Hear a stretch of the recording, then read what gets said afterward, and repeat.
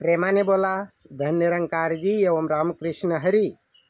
वैष्णवराज श्रीमंत ज्ञानेश्वर माऊली आपल्या हरिपाठाच्या पहिल्याच अभंगामध्ये जगाला खरं तर अंधारातून प्रकाशाकडे आणत असताना, त्या नामस्मरणाचं महत्त्व सांगत असताना म्हणतात, देवाची ये द्वारी उभा क्षणभरी, तेने मुक्तिचारी साधिएल्या. आता माऊलींना इथे काय म्हणायचं आहे की देवाच्या द्वारामध्ये क्षणभर उभं राहा. आता क्षणभर आणि देवाचं द्वार नेमकं कोणतं? तर आध्यात्मिक सद्गुरूंचे चरण म्हणजे देवाचं द्वार आहे. त्या देवाच्या दारामध्ये जर तुम्ही क्षणभर उभा राहिला तर आपणा सारिके करती तात्काळ, नाही काळ वेळ तया लागे क्षणात.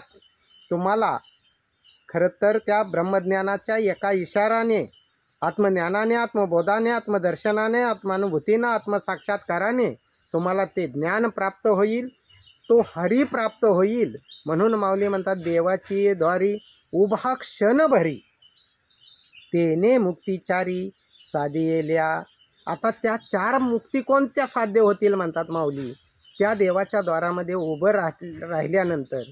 तर पहिली मुक्ती आहे सलोकता, दुसरी आहे समीपता, तिसरी आहे स्वरूपता आणि चौथी आहे सायुज्यता.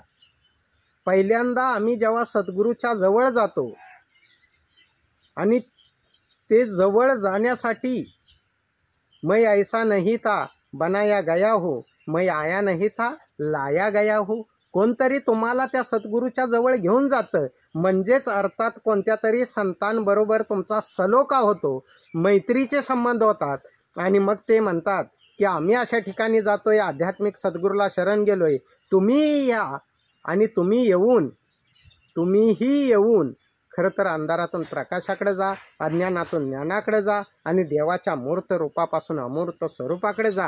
त्यावेळेला त्या संतांबरोबर, ब्रह्मज्ञानी संतांबरोबर मैत्री होते, सलोखाचे संबंध होतात. आणि ज्या वेळेला संतांबरोबर सलोखा होतो त्यावेळेला पहिली मुक्ती तिथेच प्राप्त होते, ती म्हणजे सलोखता.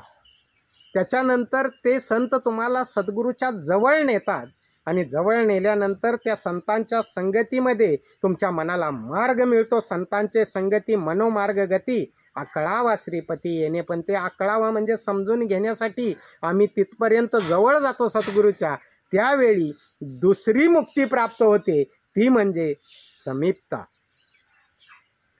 आता सलोकता, समीपता मुक्ती मिळाल्याच्या नंतर आम्ही सद्गुरूच्या जवळ गेलो आणि जवळ गेल्याच्या नंतर खरं तर जवळ जातो त्यावेळेला आम्हाला नम्र झाला भूता त्याने कोंडिल्यानंत नम्र व्हावं लागतं. आणि नम्र झाल्यानंतर सद्गुरू आत्मज्ञानानं, आत्मबोधानं, आत्मदर्शनानं, आत्मानुभूतीनं, आत्मसाक्षात्कारानं तुम्हाला अंधारातून प्रकाशाकडे नेतो, तुम्हाला अज्ञानातून ज्ञानाकडे नेतो, तुम्हाला देवाच्या मूर्त रूपापासून अमूर्त स्वरूपाकडे नेतो. आणि मग त्या स्वरूपाची जाणीव तुम्हाला होते.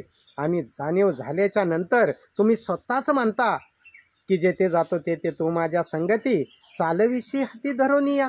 आजपर्यंत मला हा ज्ञानबोधच नव्हता, हा ज्ञानाचा इशाराच नव्हता, हे ज्ञानाचं वर्मच समजलं नव्हतं.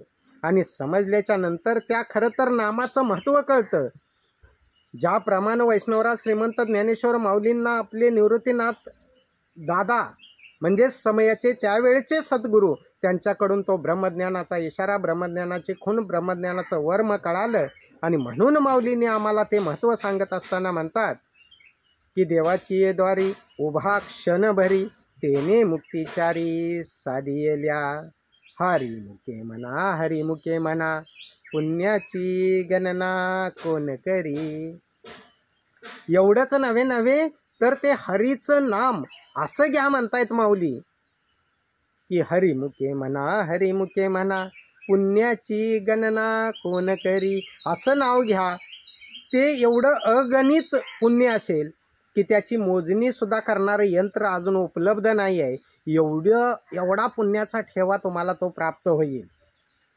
पुण्याची गणना म्हणजे गिनती, मोजणी करूच शकत नाही. पुण्याची गणना कोण करी. माऊलींनी सवाल केला आहे की जगात असं कुठलं यंत्र किंवा कोणी त्या पुण्याची गिनतीच करू शकत नाही. विज्ञानसुद्धा त्या पुण्याची गिनती करू शकत नाही. म्हणून माऊली म्हणतात की हरिमुखे म्हणा, हरिमुखे म्हणा, पुण्याची गणना कोण करी. म्हणून तुम्ही हरिमुखानं म्हणा. कसं? असोनी संसारी, संसारात राहा. म्हणजे ज्याप्रमाणे चिखलात कमळ असतं त्याप्रमाणे संसारात राहा. ज्याप्रमाणे पाण्यात नाव असते पण पाणी नावेत नसतं त्याप्रमाणे तुम्ही संसारात राहा. म्हणून म्हटलं असोनी संसारी. जिवे, जिवे म्हणजे जीभ, जिवे नाही, जीवे, वला ह जोडलेला आहे म्हणजे जीव हे, वे म्हणजे जीभ. जिभेला वेग देऊन काय म्हटले? असोनी संसारी जिवे वेगू करी. वेग देऊन जिवे वेगू करी. असोनी संसारी जिवे वेगू करी. वेदशास्त्र उभारी बाह्या सदा. बाह्या म्हणजे बाहू, हात. हात उभारून वेदशास्त्रसुद्धा तुम्हाला आशीर्वाद देतील. संसारात राहून, संसार करून तुम्ही जिभेला वेग देऊन जर त्या हरीचं नाव घेतलं तर. म्हणून म्हटले असोनी संसारी जिवे वेगू करी. वेदशास्त्र उभारी बाह्या सदा. आणि म्हणून ज्ञानेश्वर माऊली म्हणतात की मी असंच बोलत नाही आहे. ज्ञानदेव म्हणे व्यासाची ये खुने, द्वारकेचा राणा पांडवा घरी. अहो द्वारकेचा राणा जो भगवान परमात्मा आहे, संपूर्ण विश्वाचा चालक मालक आहे, त्याने सुद्धा या पांडवांच्या घरी पाणी वाहिलं होतं. हे प्रमाण आहे. ज्ञानदेव म्हणे व्यासाची एक खुने, खून म्हणजे प्रमाण.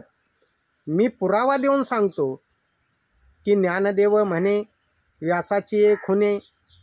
काय म्हटलं बघा? ज्ञानदेव म्हणे व्यासाची एक खुने. किती सुंदर सांगितलं. ज्ञानदेव म्हणे व्यासाची एक खुने, द्वारकेचा राणा पांडवा घरी. द्वारकेचा राणा म्हणजे संपूर्ण द्वारकेचा द्वारकाधीश असणारा परमात्मा भगवान पांडुरंग, त्याने सुद्धा पांडवाच्या घरी पाणी वाहिलं होतं. म्हणून म्हटलंय की देवाची ये द्वारी उभा क्षणभरी, तेने मुक्तिचारी साधियेल्या. सलोकता, समीपता, स्वरूपता. आता स्वरूप आपल्याला समजलं. त्याच्यानंतर हे सगळं घडल्यानंतर जी शेवटची मुक्ती असते ती म्हणजे सायुज्यता, जी शाश्वत ब्रह्मज्ञानावरती आधारलेली असते. ज्यांना हा ब्रह्मज्ञानाचा इशारा होतो, ज्यांना हे ब्रह्मज्ञानाचं वर्म समजतं खऱ्या अर्थानं, त्यांच्यासाठी सायुज्यता मुक्ती फार महत्त्वाची आहे. समीपता, सलोकता, स्वरूपता या मुक्ती प्रत्येकालाच प्राप्त होतात. परंतु सायुज्यता जी शाश्वत ज्ञानावरती आधारलेली मुक्ती आहे, त्यासाठी तद्विधी प्रणिपातेन परिप्रश्नन शेवया उपदेशंती ते ज्ञानम ज्ञानीन तत्वदर्शना. तुम्हाला त्या हरीला कायम जर ध्यानात ठेवायचं असेल, विसरायचं नसेल, तर तुम्हाला आत्मज्ञानाची गरज आहे आणि आध्यात्मिक वर्तमान सद्गुरूला शरण जाणं गरजेचं आहे. आणि शरण जाण्यासाठी खरं तर आम्हाला आध्यात्मिक वर्तमान सद्गुरू भेटणं गरजेचं आहे. आज समयाच्या वर्तमान सद्गुरू माता सुदीक्षाजी महाराज अर्थात निरंकारी माताजी तोच ज्ञानाचा बोध, ज्ञानाचा इशारा, ज्ञानाचं वर्म समजावून सांगून तुमचा यहलोक सुहेला करतात बाबांनो, आणि परलोकसुद्धा सुखी करतात. म्हणून या माझ्या हरीच्या लाडक्यानो, या माझ्या भाविक सज्जनानो, ज्याप्रमाणे जगतवंद्य जगद्गुरू जगतमान्य देहनिवासी संत शिरोमणी तुकोबाराय एक ठिकाणी विसर न पडण्यासाठी अरदास करतायत, प्रार्थना करतायत. पहाते पांडव अखंड वनवासी, परी त्या देवासी अटवीती. प्रल्हादासी पिता करी तो जाचनी, परी नित्य स्मरणे मनी नारायण. सुदामा ब्राह्मण दारिद्र्य पिढीला, नाही विसरला पांडुरंगा. तुका म्हणे मज न पडावा विसर, दुःखाचे डोंगर झाले तरी. किती सुंदर ना. परंतु तो विसर न पडण्यासाठी आम्हाला तो कळला तरी पाहिजे, आकळला तरी पाहिजे. जेथे जातो तेथे माझ्या संगती म्हणण्यासाठी तो समजला तरी पाहिजे. आम्ही म्हणतो की ज्या ज्या ठिकाणी मन जाये माझे, त्या त्या ठिकाणी निज रूप तुझे. निज म्हणजे मूळ आणि रूप म्हणजे त्याचं मूळ रूप म्हणजे निराकार रूप. हे कळलं तरी पाहिजे, कळलं पाहिजे. जिथे मन जातंय तिथे तो उभा असणारा दिसायला तो ब्रह्मज्ञानाची ज्ञानदृष्टी तरी असली पाहिजे. आणि ती ज्ञानदृष्टी खरं तर आज समयाच्या सद्गुरू माता सुदीक्षाजी महाराज अर्थात निरंकारी माताजी, ती ज्ञानदृष्टी, तो ज्ञानाचा इशारा, ज्ञानाचा बोध आत्मज्ञानानं, आत्मबोधानं, आत्मदर्शनानं, आत्मानुभूतीनं, आत्मसाक्षात्कारानं देतात आणि तुमचा यहलोक आणि परलोक सोयीला करतात. बाबांनो, प्रेमाने बोला. धन निरंकारजी. एवं राम कृष्ण हरी.